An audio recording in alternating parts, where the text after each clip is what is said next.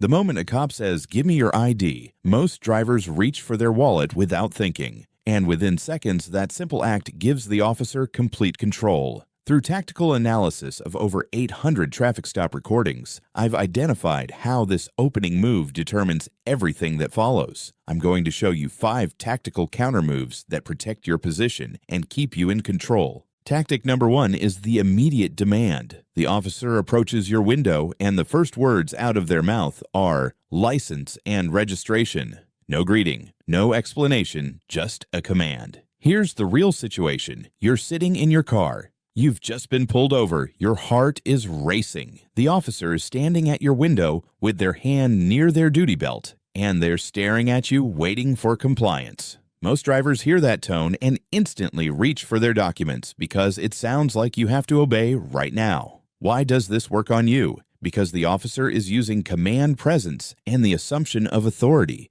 They're trained to project control from the first second of contact. That immediate demand creates pressure. You feel like refusing or even asking a question will make things worse. Field reality?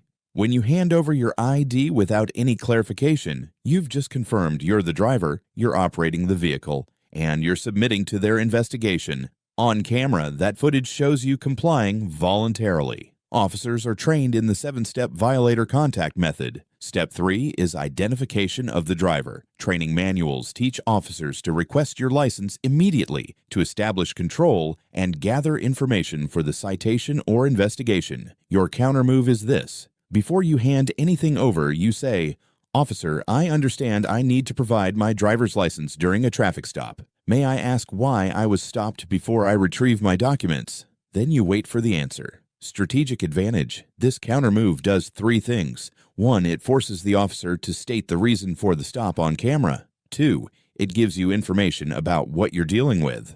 3, it shows you're complying with the law but also exercising your right to know why you were detained. You're still going to provide your license because as a driver during a traffic stop, that's required in all 50 states. But now you've established that you understand your obligations and your rights. Tactical summary. Clarify the reason before retrieving documents. Compliance doesn't mean silence. That counter move handles the opening demand.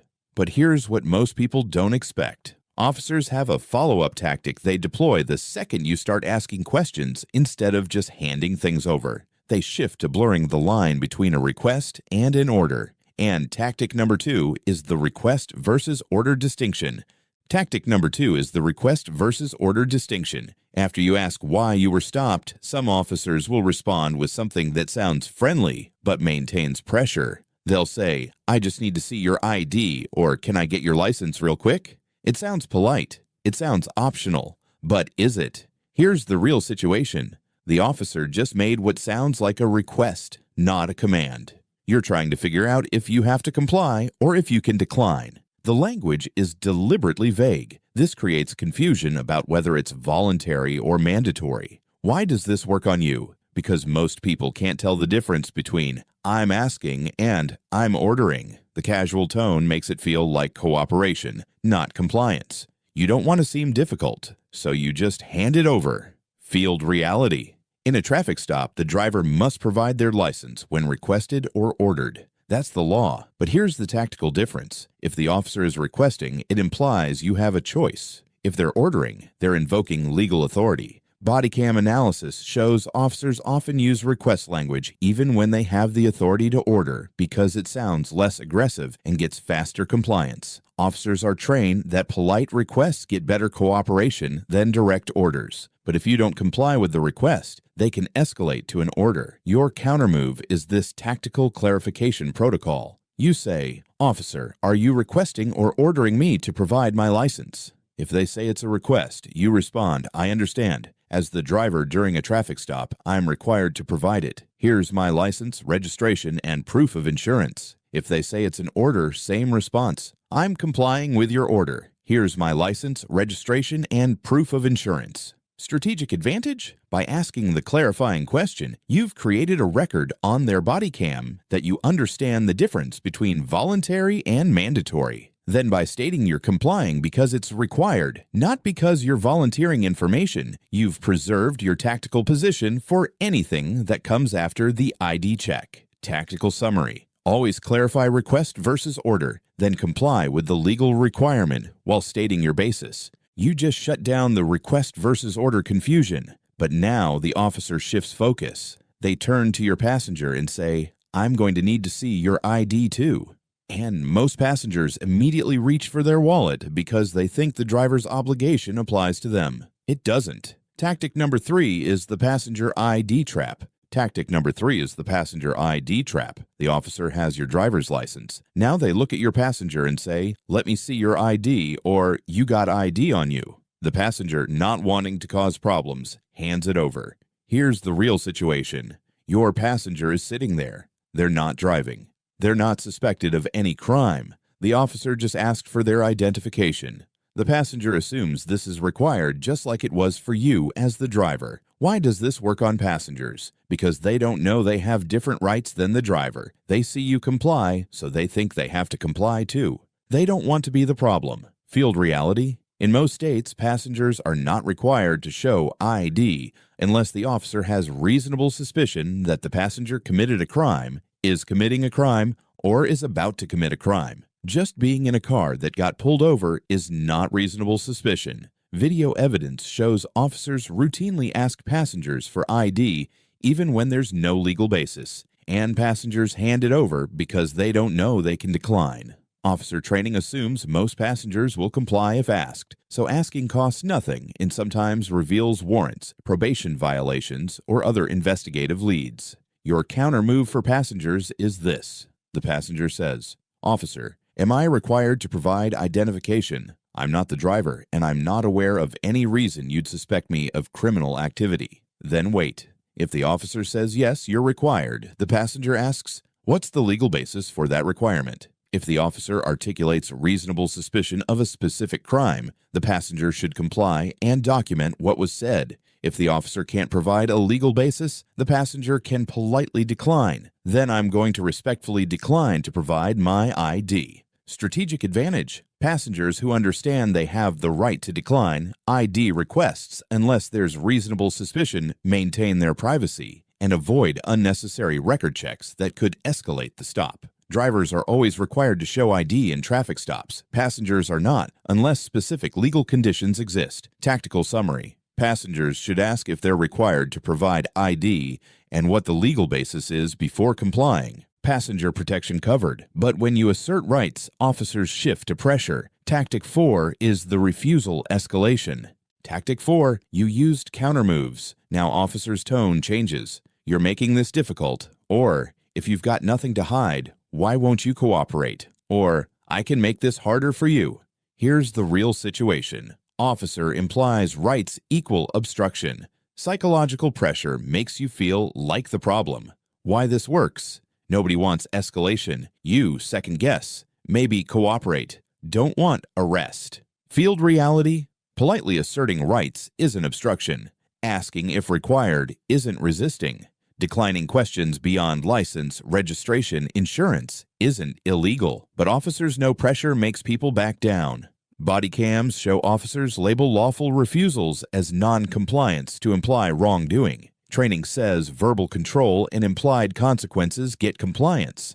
Counter move. Stay calm, respectful tone. Say, "Officer, I'm not being difficult. I'm complying with all legal requirements. I've provided license, registration, and insurance. If I'm violating a law, I'd like to know what law." Then stop talking. Strategic advantage. Reminds officer on camera you're complying. Puts burden on them to articulate what law you're breaking. Most back off. Tactical summary. When pressured, restate compliance and ask what law you're violating. Pressure deflected. Officers have one more tactic. Warnings about false information. Tactic 5 is the false information threat. Tactic 5. Officer says, "You know it's a crime to give false information, right?" Or, "If this license isn't valid, you're going to jail." Here's the real situation. Officer implies you might be committing crime. Fear of charges introduced. You're worried mistakes equal arrest. Why this works? Threat of criminal charges terrifies. Even truthful suggestion you're lying makes you anxious. You over-explain, volunteer information. Field reality. Providing false ID is illegal. Florida, first-degree misdemeanor. Colorado, class 6 felony if substantially hinders investigation. But providing valid license and staying silent isn't false information. Silence isn't a lie. Video shows officers use warning even without dishonesty indication. Tactic to make you talk more. Training leverages uncertainty. Counter move. Officer, I've provided my valid license, registration, and insurance. I'm not providing false information. Beyond that, I'm invoking my right to remain silent. Then stay silent. Strategic advantage? Confirms on camera you met obligations, aren't lying. Invoking silence cuts off officer using your words. Required, license, registration, insurance. Not required, investigative questions. Tactical summary. Confirm truthful documents provided. Invoke silence for other questions. These countermoves only work if you execute first 60 seconds correctly. Here's physical tactical protocol. Signal immediately. Look for well-lit visible location. Pull completely off-road. Engine off. Keys on dashboard visible. Dome light on if dark. Hands on wheel at 10 and 2. Lock doors. Window cracked 2 to 3 inches. Not all the way. If asked to roll down, officer, for both our safety, I'd like to keep window here. I can pass documents through this opening. If ordered, I'm complying with your order and roll down. When asked for documents, my license is in my wallet, registration and insurance in glove box. I'm reaching now. Hands will remain visible. Move slowly. Announce each movement. Why tactically? Controls officers' visual access, limits plain view exposure, demonstrates no threat, creates body cam record of compliance while maintaining position. Body cam analysis shows this protocol results in shorter stops, fewer searches. Everything shown applies during traffic stops. Obligations change by state and if driving or walking. Drivers during traffic stops. Every state requires license. Universal. Florida, California, Texas, Pennsylvania, all 50. Passengers or pedestrians. Different. 24 states have stop and identify laws. Alabama, Arkansas, Arizona, Colorado, Delaware, Florida, Georgia, Illinois, Indiana, Kansas, Louisiana, Missouri, Montana, Nebraska, New Hampshire, New Mexico, Nevada, New York, North Dakota, Ohio, Rhode Island, Utah, Vermont, Wisconsin. These states, if officer has reasonable suspicion you committed crime, must identify. Some just name. Some name, address, date of birth. Arizona requires true full name. Even in these states, officer needs reasonable suspicion. Just being in public isn't enough. Other 26 states, including California and Pennsylvania, no general stop and identify. Not required to give name unless arrested or driving. Florida, drivers show license, registration, insurance. Passengers not required unless officer has reasonable suspicion specific to passenger. California, drivers show license during stops. Passengers and pedestrians don't unless arrested. Texas, provide name, address, date of birth if arrested, not during detention unless driving. Pennsylvania, drivers show license, passengers and pedestrians not required unless detained with reasonable suspicion. Tactical bottom line, always provide license if operating vehicle. Passengers ask if required and legal basis. Pedestrians know if stop and identify state and if reasonable suspicion articulated. Field rule, know what's required, provide what's required, stay silent beyond that. 4 counter moves. 1. Am I free to leave? 2. I'm invoking my right to remain silent. 3. I want to speak with an attorney. 4. I do not consent to searches. Practice these 3 times. Say until automatic. Screenshot. Keep accessible. This is tactical education only. For legal advice, consult attorney in your state. Hit like, subscribe, turn on notifications, share with someone who needs these tactics. You've got counter moves for when cops ask ID, but to be field ready, you need more training for scenarios not covered here. Next critical training showing on screen now. Watch before next traffic stop. Control the interaction, control the outcome.